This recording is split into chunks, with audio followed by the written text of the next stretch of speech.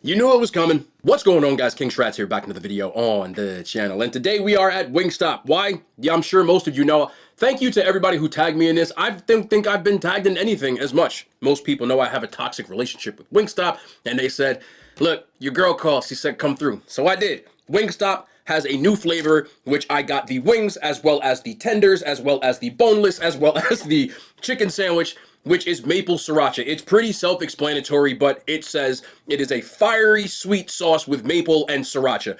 I opened this up just to set it up for the video, and I will say immediately, hold up, spin around, because I want you in the middle. Yeah. I will say immediately, the maple syrup smell, it smells like waffles in here right now. I'm not really complaining about that, but like I said, all of the different items that they have in this flavor we're going to try them all today, and I got some backup just in case they suck, which would be bad. So I did get some lemon garlic all drums well done, as well as there's five or six of the lemon garlic as well in the boneless factor. Also got a bag of Jason Tatum's. Look, these are my favorite chips. I never see them. I was in a Wawa. They had them, so I got them. I'm probably going to eat a bag today. I ain't got no fries. I didn't want fries. Wasn't in the mood for fries. Weird. But drop a thumbs up. I appreciate y'all. Thank you again for the tags. Again, anytime something comes up new, if I know about it, I'm going to go and get it. I found out about it about the same time this morning. I got the same email that y'all got. So I appreciate y'all, man. But let's get into it. We do have the maple sriracha. That was drool. It does smell like a waffle. It really has a mapley smell. All drums I got well done. If you want flats, that's cool with me, but I don't do that. But here we go. That is what the wing looks like. They are sticky with the sauce.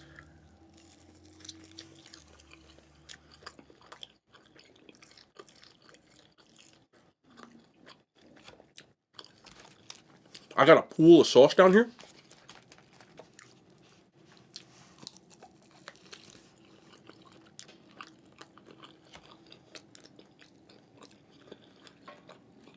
These are pretty self-explanatory.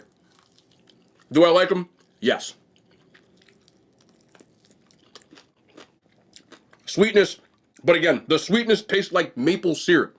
So if you're a person that doesn't like syrup, there are some of you, do not get these, because the maple is strong in this. It'll take you right to the syrup.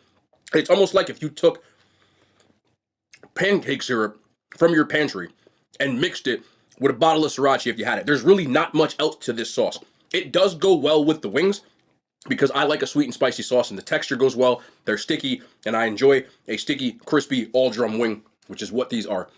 Would I get these again? Yes. Are they in my top 3 Wingstop flavors ever? No.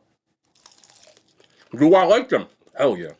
This would be, for me, this is a complimentary flavor in the Wingstop hierarchy. This is like, if I get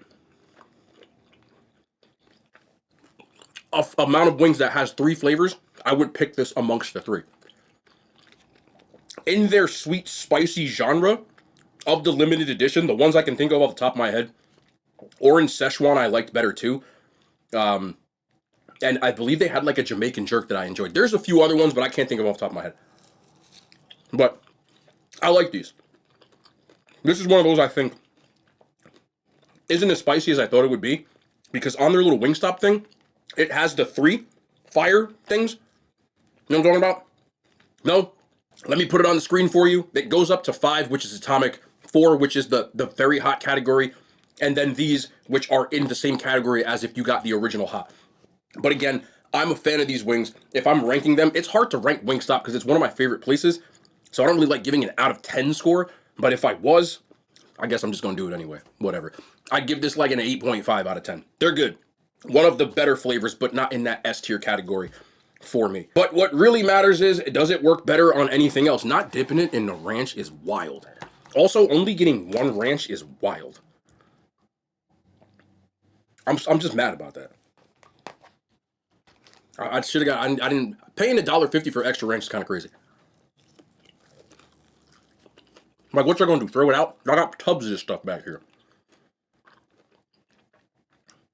That's why I'm toxic, bro. I'm telling you. Because they be doing little stuff sometimes that mess me up.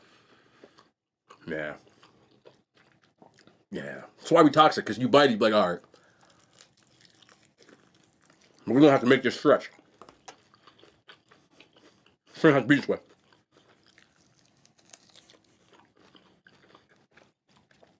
Where my bag at? Boom. Right there.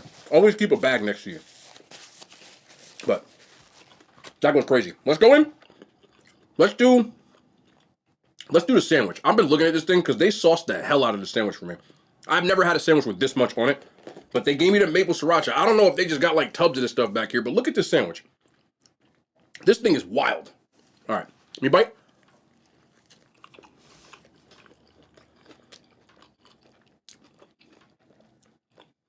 Same idea. That sauce, man, it's kind of good. It's kind of doing something, a little ranch dip.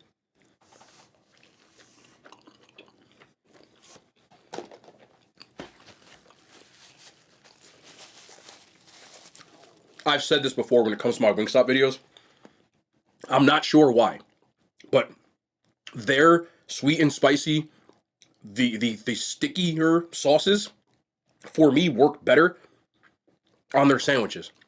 I prefer their wings with a dry rub.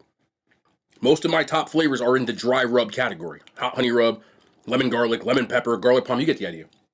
But with the sandwiches, I prefer spicy Korean Q. I prefer this. I prefer all of those like saucy flavors that I'm not really the biggest fan of. Even the barbecue, which I never eat, just straight barbecue. It works, man. I don't know why. Hold on. Yeah, half a damn sandwich in like 3 bites. If I'm gonna get this again, it's gonna be on the sandwich. I think I'm just decided. Sandwich wise, this might be in my top 3. It works better with the sandwich. Don't ask me why. Still, the world, I don't know. I ain't got nothing. Yes, I have some diet mid, okay? They were $1. I don't care. At this point, you could, as long as, if it's $1 for a 2 liter, we getting them. I got like 6 of these in the fridge. But let's try them on the tenders and the boneless wings. We'll start with the boneless wings. This boneless wing seems off. The hell is this? Where's the chip? Nah, this ain't right, bro. I'm gonna bite it anyway, because this is what we do. This is like a brain. Yeah, see, look. The skin like puffed up. I'm gonna tell you what. This is a weird thing. It works better on the non-wings. Oh my goodness. This is just a weird thing for me, but yeah. Again, same idea as this. But this is in my top 3. There's something weird about their sweet, spicy, like wet rubs, but it's more like the stickier versions that just, again, that's a preference thing. The sauce itself is good, but I prefer the dry rub on the wings. Top 3. We also got a tender. I ordered 2, they gave me 3. We're winning. Bonus tender.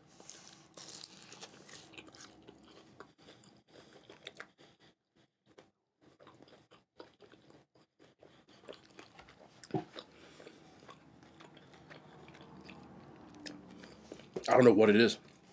Again, I was like, these are like pretty good, but these are like 9 level wings for me. When you, man. Listen, the main question is the sauce good? Yeah. Sweet and spicy, right up my alley. Not overly spicy. And not overly sweet. It's a pretty balanced sauce, and that's what I look for in a wing sauce. So, it's definitely worth the price of admission. Would I get this again? Yes, for as many times as it's on the menu. But I'm still waiting for a couple of flavors. Can we bring back orange Szechuan? You got to get into some of these. Right, this is the Nick's lemon garlic. The only thing the Knicks have ever done that's not mid.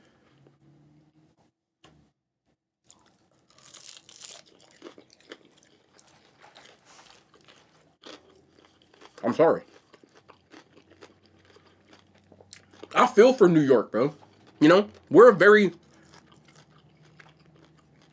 And understand this again. When I say New York, I mean the greater New York area, not just Manhattan and the 5 boroughs, but Connecticut, Jersey, even throw in a little bit of like the bottom part of New York. Upstate is more Buffalo, but New York sports, we just going through it right now. We suck at everything. Crazy. Man. Yankees, bag of booty. The Knicks, Not booty, though. They're not booty. I mean, they're a respectable basketball team. They just ain't gonna win nothing. Which don't matter. If you're in New York, you don't win titles, don't matter. We're not really a participation trophy area. And then the Giants, I'm not even gonna talk about it. I will say one thing, though. Some of you may have been alive in the 90s, but back in the 90s, there was a baseball movie. Okay? The story will make sense. Just let me talk. There was a baseball movie. It was called Major League. Now, there are multiple of those movies, but the one I'm talking about in particular is Major League 2. In that movie, there's a fan of the Cleveland, now Guardians, who's like a diehard fan, right?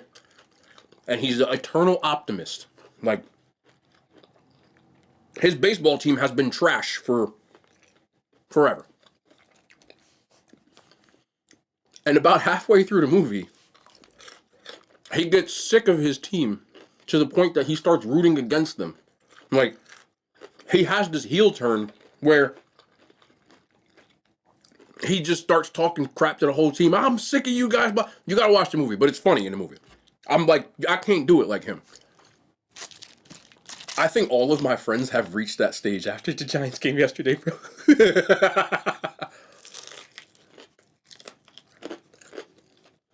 I will hand it to him with this.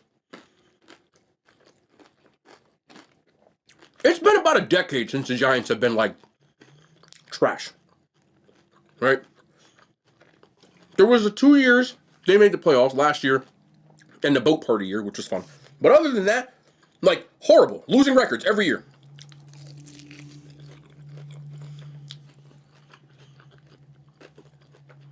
But it's been a decade of trash. But I have to give them this as the Giants, bro. Which is why I think a lot of my friends, all my friends today, I've never heard so many curse words thrown out about the entire Giants organization, which is crazy. Because everybody was holding out hope. I told them about 3 weeks ago, ain't no hope, it's over. But I'll give them credit for this, like I said. I didn't think, I just spit, that's cool. I didn't think that you could find ways, like, when are they going to hit rock bottom? When is it going to be like, all right, we can't get any worse? Because every time they do, there's nothing you can do. Last week they lost a game which is almost impossible to lose, like, percentage-wise. It's almost impossible to lose the game they lost. Like, by probabilities. You know how, like in the Avengers, when they beat Thanos and Doctor Strange is like, I looked at all these possible outcomes, and there's like a huge number of outcomes it could possibly be, and then they say, how many times did you win? And he said one. It only could happen one way. That was pretty much the Giants. There was, like, just not much of a probability of losing that game.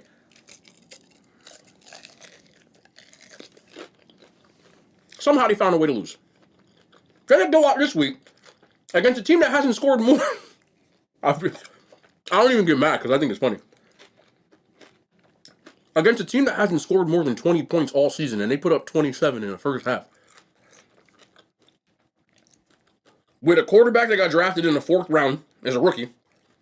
A coach who, the last time the Giants won a damn Super Bowl, actually not the last time, but the time before, he was on the team.